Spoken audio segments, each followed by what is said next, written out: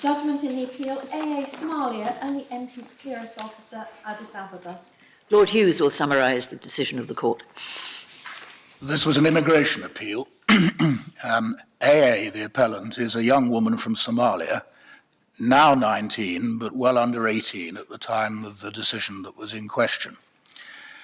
She asked to be admitted to the UK as the dependent of a man called Mohammed, who has been accepted here as a refugee because he would be at risk of persecution in his home state of Somalia. AA, the appellant, is the younger sister of Mohammed's wife. During the long period of fighting in Somalia, her father had been killed and she'd become separated from both her mother and the rest of her family.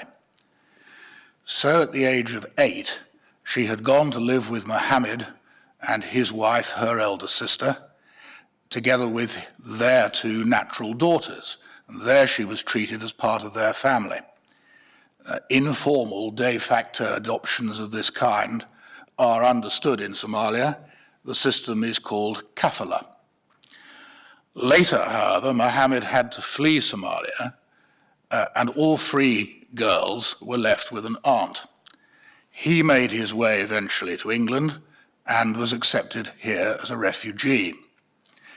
Applications were then made for the 3 girls to join him.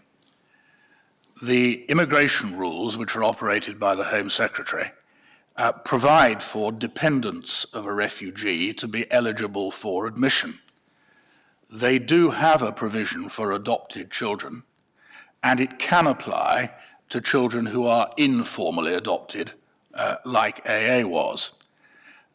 The relevant paragraph of the rules is in a different section from the part which deals with refugees' dependents, but it is applied across to their case. However, informally adopted children are only within the rules if they've lived with their adoptive parent for at least 12 months, and that 12 months has to be immediately before the application to come.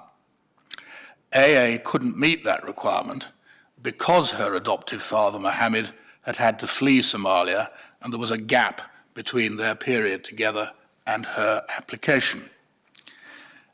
That resulted in his natural daughters being admitted, but her application initially being refused.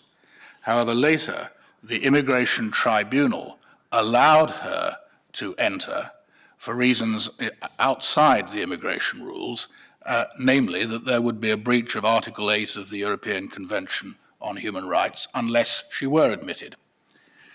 She, however, contended before the court that the terms of that form of admission put her at some either actual or potential disadvantage when compared with someone admitted as the child of a refugee, such as, for example, her adoptive sisters. And she asked the court to read the rules as allowing her entry, even though she didn't meet the express residence conditions. In a judgment given by Lord Carnwath, the court unanimously decides that it's simply impossible to read the rules in any way other than what they very clearly say. So the definition of informal adoption requiring the 12 months residence does apply, even if it can practically never be satisfied in the case of a refugee's dependence, because the refugee is likely to have left well before the application is made.